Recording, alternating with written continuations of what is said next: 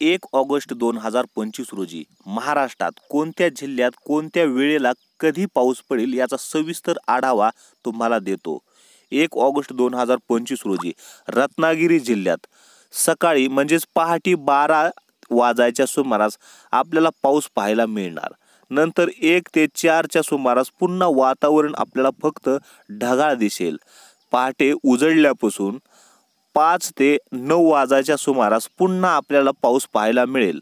नंतर 10 वाजल्यापासून दुपारी 1 वाजेपर्यंत वातावरणामध्ये आपल्याला मोकळीक दिसेल आणि ढगाळ वातावरण दिसेल। नंतर 2-3 च्या सुमारास पुन्हा पाऊस। नंतर अजून 4 ते 4 नंतर संध्याकाळी 10 वाजेपर्यंत पुन्हा अजून ढगाळ वातावरण। अशा स्वरूपाचा या ठिकाणी दिवसभर शेड्यूल राहणार आहे रत्नागिरी जिल्ह्यासाठी। नंतर पुढे आपण सिंधुदुर्ग जिल्ह्याचं पाहू।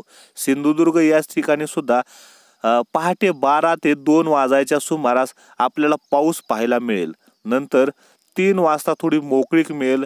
नंतर 4, 5, 6 अधूनमधून पूर्ण दिवसभरच या ठिकाणी आपल्याला पाऊस पाहायला मिळणार आहे। सरीवर सरी दिवसभर येणार आहेत। नंतर रायगड जिल्ह्यामध्ये पहाटे 12-1 वाजायच्या सुमारास ढगाळ वातावरण राहील। हा पाऊस 2 ते 3 वाजता सुरू होईल। नंतर 4 ते 7 दरम्यान पुन्हा वातावरण स्वच्छ होईल, फक्त ढगाळ राहील, पाऊस पडणार नाही। नंतर सकाळी 8-9 वाजायच्या सुमारास पुन्हा पाऊस पडण्याची चिन्ह। नंतर सकाळी 10 ते दुपारी 2 वाजायच्या सुमारास पुन्हा वातावरण मोकळं राहील। नंतर 3 ते 4 सुमारास पुन्हा पाऊस। नंतर 5 वाजल्यापासून पूर्ण दिवसभर पुन्हा संध्याकाळच्या 5 ते नंतर संध्याकाळी रात्री पूर्ण वातावरण मोकळं राहील। ठाणे जिल्ह्यामध्ये 12 AM to 1 AM म्हणजेच पहाटे या ठिकाणी कोरडं वातावरण राहील। नंतर 2-3 च्या सुमारास पहाटेच्या या ठिकाणी पाऊस पाहायला मिळेल। नंतर पहाटेच 4 वाजल्यापासून 10 वाजेपर्यंत पुन्हा वातावरण कोरडं आणि ढगाळ दिसेल। नंतर 11 आणि 12 वाजायच्या सुमारास पुन्हा पाऊस पाहायला मिळेल। नंतर 1-2 च्या सुमारास दुपारून मोकळं वातावरण। नंतर 3 ला पुन्हा अजून ढगाळ परिस्थिती आणि हलक्या स्वरूपाचा पाऊस। नंतर 4 ते 10 वाजायच्या सुमारास संध्याकाळी 4 ते रात्री 10 वाजेपर्यंत कोरडं वातावरण। नंतर पुन्हा अजून थोड्याफार प्रमाणात आपल्याला संध्याकाळी 11 वाजायच्या सुमारास सुद्धा पाऊस पाहायला मिळू शकतो। नंतर पुढे आपण नाशिक जिल्ह्याचा पाहू। पहाटे 12 ते 2 वाजायच्या सुमारास आपल्याला या ठिकाणी पाऊस पाहायला मिळेल। पहाटेच 3 ते सकाळ 7 वाजेपर्यंत वातावरण कोरडं राहील। मात्र 8 आणि 9 वाजता सकाळी पुन्हा पाऊस पाहायला मिळेल। 10 ते 12 च्या सुमारास कोरडं वातावरण राहील। पुन्हा 1-2 च्या सुमारास दुपारून पुन्हा पाऊस। नंतर 3 वाजल्यापासून मात्र दिवसभर पुन्हा कोरडं वातावरण आपल्याला पाहायला मिळणार आहे। धुळे जिल्ह्यामध्ये सकाळी 12 म्हणजेच पहाटे 12-1 च्या सुमारास रात्री 12-1 च्या सुमारास पासून पूर्ण दिवसभरच आपल्याला या ठिकाणी क्लाउडी म्हणजेच ढगाळ वातावरण पाहायला मिळेल।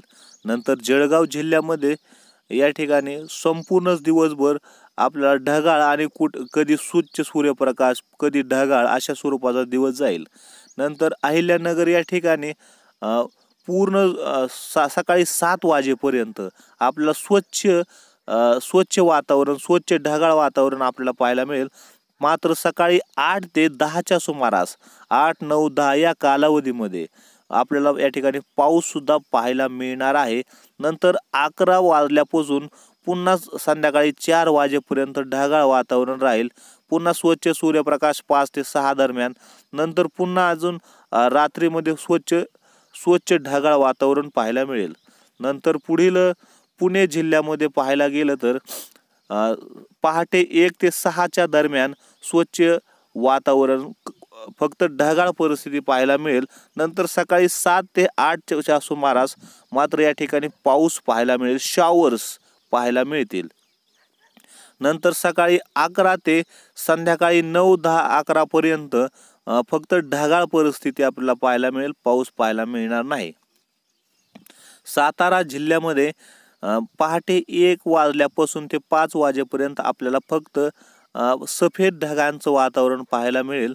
नंतर सकाळी 6 ते 7 वाजायच्या सुमारास 6, 7, 8, 9 यावेळेस पावसासाठी पोषक वातावरण आहे। या ठिकाणी शॉवर्स प्रकारचा पाऊस पडण्याची शक्यता आहे.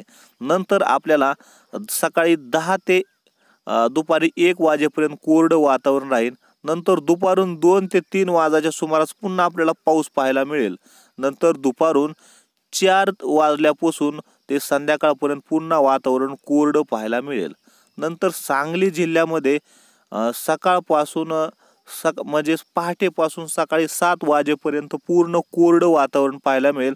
नंतर सकाळी 8 वाजल्यापासून ते 10 वाजेपर्यंत आपल्याला ढगांमध्ये मॉइश्चर म्हणजे हलक्या प्रकारचे शॉवर्स आपल्याला जागोजागी ठिकठिकाणी पाहायला मिळतील. नंतर पुन्हा 11 वाजल्यापासून 2 वाजेपर्यंत वातावरण कोरडं राहील. नंतर 3 ते 4च्या दरम्यान पुन्हा ढगाळ परिस्थिती आणि हलक्या स्वरूपाचा पाऊस पाहायला मिळेल.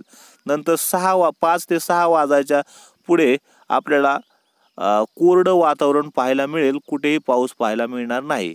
नंतर पुढे कोल्हापूर जिल्ह्यामध्ये पहाटे 2-3च्या सुमारास हलका पाऊस, नंतर 4-5च्या सुमारास कोरडं वातावरण, नंतर 6च्या सुमारास हलका पाऊस, नंतर 8-9च्या सुमारास हलका पाऊस, नंतर कोरडं वातावरण, नंतर 1-2च्या सुमारास दुपारून हलका पाऊस, नंतर 5-6 म्हणजे दिवसभर अधूनमधून हलका पाऊस येत राहणार आहे. नंतर पुढील जिल्हा आपण घेणार आहोत छत्रपती संभाजीनगर. या ठिकाणी सकाळपासून संध्याकाळपर्यंत आपल्याला कुठेही पाऊस पाहायला मिळणार नाही. संपूर्ण वातावरण कोरडं आणि ढगाळ पाहायला मिळेल. नंतर बीड जिल्ह्यामध्ये सुद्धा अगदी अशीच परिस्थिती आपल्याला दिसत आहे, कुठेही पाऊस नाही. नंतर जालना जिल्ह्यामध्ये सुद्धा संपूर्ण दिवसभरच फक्त दुपारी 12 वाजायच्या सुमारास आपल्याला हलक्या प्रकारचे शॉवर्स ठिकठिकाणी पाहायला मिळतील. मात्र दिवसभर वातावरणामध्ये फक्त ढगाळ वातावरण पाहायला मिळेल. पाऊस मात्र कधीच पाहायला मिळणार नाही. फक्त 12च्या सुमारास थोडा हलका पाऊस पडू शकतो. परभणी जिल्ह्यामध्ये सकाळपासून पहाटेपासून संध्याकाळपर्यंत स्वच्छ ढगाळ वातावरण, स्वच्छ सूर्यप्रकाश, ढगाळ अशा स्वरूपाचा दिवस जाईल.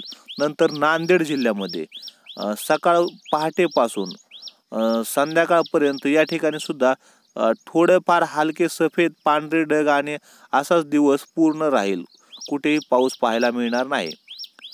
नंतर लातूर जिल्ह्यामध्ये सकाळपासून पहाटेपासून सकाळी 10 वाजेपर्यंत आपल्याला कोरडं वातावरण पाहायला मिळेल. मात्र सकाळीच 11 ते 12 वाजायच्या सुमारास आपल्याला हलक्या प्रकारचे शॉवर्स आणि पाऊस पाहायला मिळेल.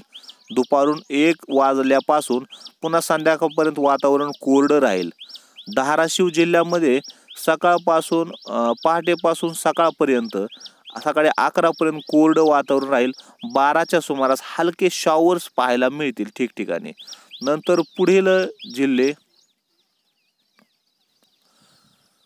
अमरावती जिल्ह्यामध्ये पहाटेपासून पार संध्याकाळपर्यंत कुठेही पाऊस पाहायला मिळणार नाही. या ठिकाणी दिवसभरातून अधूनमधून ढगाळ वातावरण आणि कुठे स्वच्छ सूर्यप्रकाश देखील आपल्याला पाहायला मिळेल. नंतर नांदेड आणि यवतमाळ जिल्ह्यामध्ये सकाळी पहाटेपासून ते संध्याकाळपर्यंत स्वच्छ सूर्यप्रकाश, कधी ढगाळ, कधीही शॉवर्स दिवसातून पाहायला मिळणार नाहीत असं या ठिकाणी दर्शवलेलं आहे. अकोला जिल्ह्यामध्ये सकाळपासून संध्याकाळपर्यंत या ठिकाणी सुद्धा कधीच पाऊस दाखवलेला नाही. मात्र कधी आपल्याला स्वच्छ सूर्यप्रकाश तर कधी ढगाळ वातावरण अशा स्वरूपाचा दिवस या ठिकाणी राहील.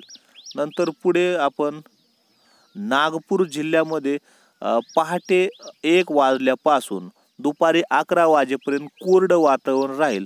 नंतर दुपारून 12, 2, 3 जो काही हा टायमिंग आहे यामध्ये ढगाळ वातावरण, हलक्या प्रकारचं शॉवर्स पाहायला मिळतील.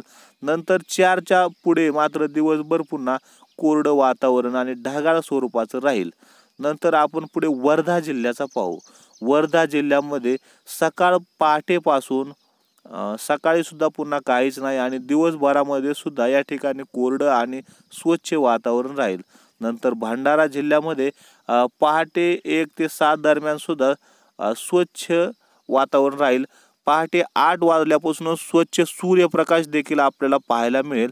12च्या सुमारास थोडा वारा सुटलेला पाहायला मिळेल.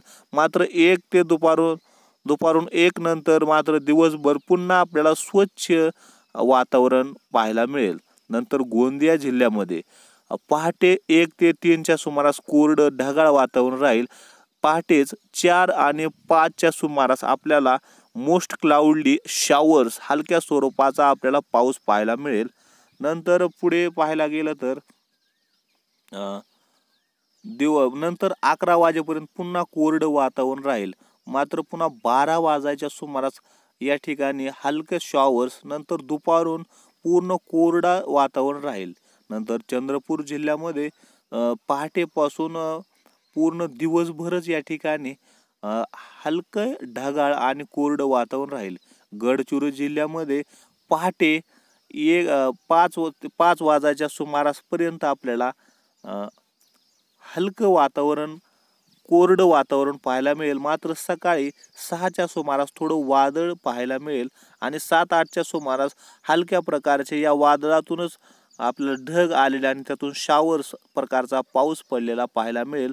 नंतर मात्र पूर्ण दिवसभर मात्र या ठिकाणी स्वच्छ सूर्यप्रकाश देखील आपल्याला पाहायला मिळेल आणि कुठल्याही प्रकारचा आपल्याला या ठिकाणी पाऊस पाहायला मिळणार नाही. अशा स्वरूपाचा संपूर्ण दिवसभराचा महाराष्ट्रातील संपूर्ण जिल्ह्यांचा शेड्यूल आहे.